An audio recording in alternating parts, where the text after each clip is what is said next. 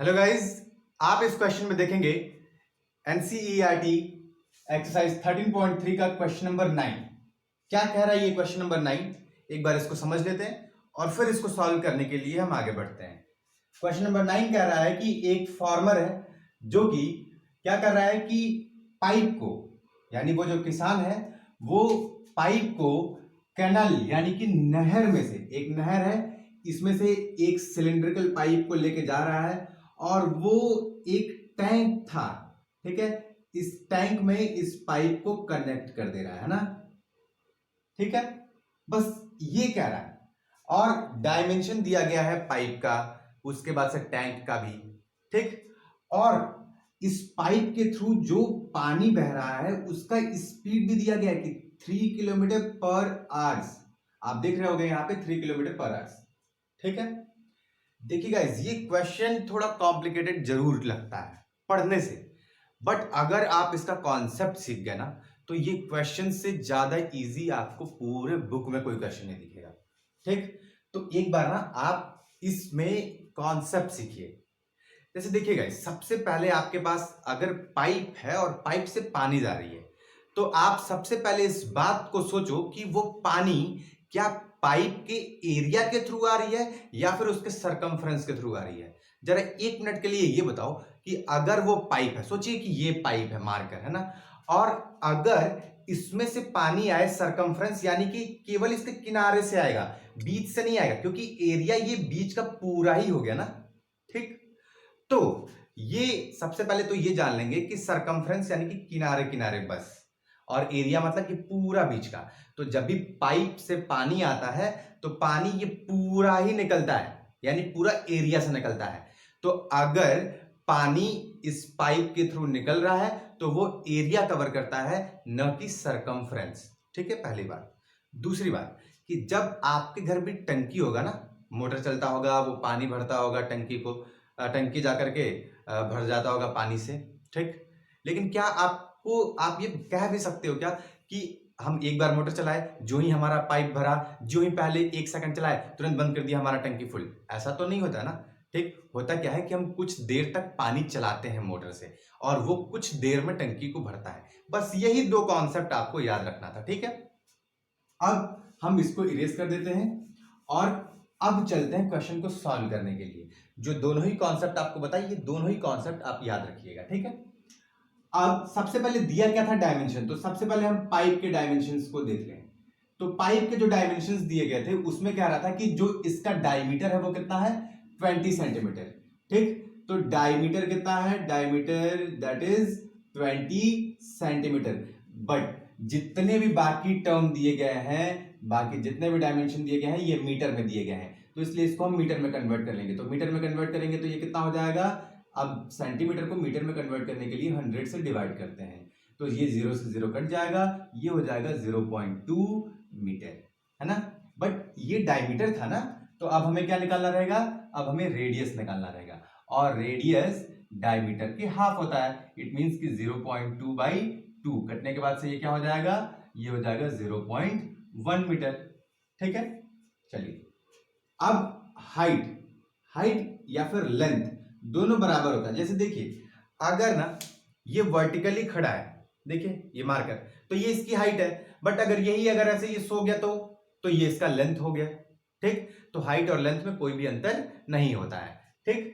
तो यहां पे हम हाइट की बात करें तो हाइट क्या हो जाएगा, अब इसमें भी थोड़ा सा समझिएगा कि जो स्पीड दिया गया रहता ना वही हाइट हो जाती है। तो ये 3 किलोमीटर पर आवर किस में ट्रेवल कर रहा था, क्या टंकी में ट्रेवल कर रहा था या फिर पाइप में? तो बिल्कुल पाइप में ट्रेवल कर रहा था। क्या कर रहा था, water flows through the pipe at the rate of, यानी कि पाइप का ये क्या दिया गया है, हाइट दिया गया है। लेकिन हाइट भी हम किस तरीके से लिखेंगे, क्या किलोमीटर में रखेंगे? बिल्कुल भी नहीं, क्योंकि सारे के सारे यूनिट हम किस में रख रहे हैं, मीटर में। सारे के सारे यूनिट मीटर में दिए गए हैं। तो हाइट दिया तो गया है कि 3 किलोमीटर पर आवर्स, बट हम लिखेंगे क्या, हम इसको मीटर में कन्वर्ट करके लिखेंगे, और किलोमीटर को मीटर में कन्वर्ट करने के लिए क्या हो जाएगा, 3 into 1000, तो मीटर में कन्वर्ट हो गया। बट मीटर के साथ आवर्स नहीं रहता है, मीटर के साथ तो क्या रहता है, मिनट रहता है। तो वो आवर्स को यानी 1 आवर्स को मिनट में करेंगे तो कितना, 60 मिनट होता है। अब 0 से 0 आप काट दो, ठीक है, 3 1 जा 3 लिखो, 3 2 जा 6 लिखो और 2 को 100 से डिवाइड करोगे तो 50 आ जाएगा। इट मींस कि ये क्या हो जाएगा 50 मीटर पर मिनट। बट हाइट को आप क्या लिखोगे 50 मीटर यूज करोगे, ठीक है। चलिए अब ये तो हमने पाइप का लिख लिया, टैंक का भी तो लिख लें, ठीक। तो चलिए टैंक का साइड में लिख लेते हैं। अब टैंक का क्या दिया गया है, टैंक का दिया गया है कि जो सिलिंड्रिकल टैंक है उसका 10 मीटर वो डायमीटर है, ठीक। तो चलो डायमीटर को भी लिख लेते हैं, diameter is equal to 10 metre. तो अब डायमीटर हमें पता हो गया तो रेडियस तो बहुत आसानी से पता चल जाएगा ना। रेडियस कितना हो जाएगा, जितना डायमीटर होगा उसका हाफ रेडियस होगा। ऑलरेडी ये मीटर में है, कुछ कन्वर्ट करने की जरूरत है नहीं, ठीक। अब इसके बाद से हाइट को देख लें, ठीक। तो हाइट कितना है, हाइट आप देखो 2 मीटर है डीप, तो हाइट को हम सीधा 2 मीटर, इसमें भी कोई कन्वर्ट नहीं करना है, ठीक। बस थोड़ा सा अंतर क्या रखना है, इसके रेडियस को, क्योंकि पाइप है तो जाहिर सी बात है कि इसका रेडियस छोटा होगा ना, और टंकी जो है इसका रेडियस बड़ा होगा, तो हम इसको स्मॉल आर लिखेंगे और इसके रेडियस को कैपिटल आर लिखेंगे, ठीक है। इसके रेडियस को स्मॉल एच लिखेंगे और सॉरी इसके हाइट को स्मॉल एच लिखेंगे और इसके हाइट को हम कैपिटल एच लिख लेंगे, ठीक। अब चलते हैं इसको सॉल्व करते हैं। फिर यहाँ पे आप देखिएगा जो मैंने स्टार्टिंग में 2 कॉन्सेप्ट बताए थे उसका यूज यहाँ पे होगा, है ना। सबसे पहले जो पाइप है, ठीक है, पाइप के थ्रू वॉल्यूम जाता होगा ना, वॉल्यूम ऑफ पाइप, ठीक। जाहिर सी बात है कि जब पाइप से पानी फ्लो करेगा तो उस पाइप का वॉल्यूम ही तो फ्लो कर रहा है, उस पाइप में जितनी उसकी कैपेसिटी होगी, कैपेसिटी का मतलब वॉल्यूम, जितनी उसकी कैपेसिटी होगी वही तो जा रहा है, ठीक है। और वो किस में जाके मिल रहा है, वो वॉल्यूम ऑफ टैंक को भरेगा। लेकिन क्या एक बार पाइप का वॉल्यूम टैंक को भर देगा, क्या नहीं। तो हमें पता है कि पाइप में जो पानी है वो फ्लो कर रहा है, ठीक है, और फ्लो कर रहा है तो कुछ देर तक तो फ्लो करेगा, ठीक है। तो हम यहां क्या लिख दिए, टी टाइम में वॉल्यूम ऑफ पाइप फ्लो करेगा और वो जाकर के टंकी को भर देगा, ठीक। अब टी को टी ही रखो। अब यहां पे पाइप क्या है, सिलिंड्रिकल है, इट मींस कि पाई आर स्क्वायर एच, ठीक है।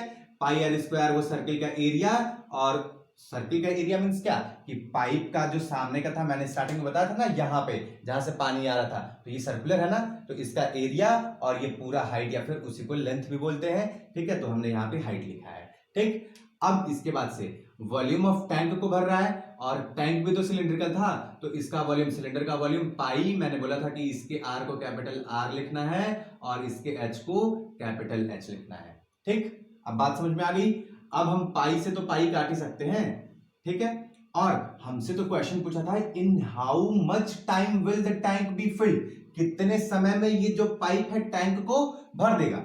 तो हम यहाँ पे क्या लिख देंगे, टाइम ही तो हमें निकालना है, तो टाइम यहाँ हम अकेले रख दिए और यहाँ हम कैपिटल आर स्क्वायर जो बचा था उसे लिखे, और इधर जो बचा है इसको नीचे लेते गए, यानी आर स्क्वायर एच, ठीक। अब कैपिटल आर की वैल्यू आप यहां से देखो, यानी कि टैंक का कैपिटल आर 5, ठीक। तो 5 इंटू 5 और हाइट इसकी कितनी है 2 अपॉन, यहां पे स्मॉल आर की वैल्यू, स्मॉल आर की वैल्यू अभी हमने यहां पे लिखा है क्या 0.1, और क्योंकि स्क्वायर है तो 2 बार लिखेंगे, और इसका हाइट यानी कि लेंथ ऑफ पाइप ये कितना है 50, ठीक। तो हमने 50 लिख लिया। अब देखो गाइस 5 को 50 से काटो, 10 बार में कट गया, ठीक। अब बहुत आसानी से देखना, 5 2 जा 10 हो गया अपॉन नीचे 0.1 का जो ही 10 से मल्टीप्लाई करेंगे 1 हो जाएगा, और 1 का मल्टीप्लाई 0.1 से करेंगे तो किसी भी चीज का यार 1 से मल्टीप्लाई करते हैं तो सेम ही रह जाता है। तो जब हम इसका मल्टीप्लाई इससे किए ये हो गया 1, और 1 का मल्टीप्लाई जब हम इससे करेंगे तो ये हो जाएगा ऑलरेडी 0.1।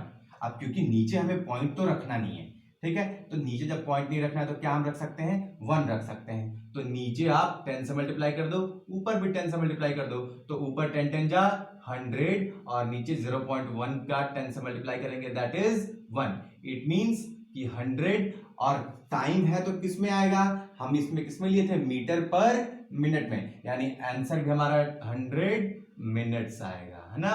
अब अगर आप इसे आवर्स में कन्वर्ट करना चाहते हो तो 100 मिनट्स इज इक्वल टू कितना हो जाएगा 1 आवर्स, तो तो 1 आवर्स मतलब कि 60 मिनट इसमें से लेते गए और कितना बच जाएगा 40 मिनट्स। तो यानी कि 1 घंटे 40 मिनट में ये टंकी को ये जो पाइप लगा हुआ है ये भर देगा।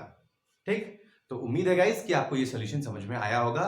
और अगर आपको ये सॉल्यूशन समझ में आया तो वीडियो को लाइक करना ना भूलिएगा, चैनल को सब्सक्राइब करना ना भूलिएगा और कमेंट करके प्लीज जरूर बताइएगा कि ये वीडियो आपको कैसा लगा, क्योंकि आपका कमेंट हमें मोटिवेट करता है कि हम आपको वीडियो बना के दें जो कि आपके लिए हेल्पफुल हो। तो उम्मीद है गाइस कि आप कमेंट जरूर करके बताएंगे। जुड़े रहिए आप हमारे साथ। बहुत बहुत धन्यवाद।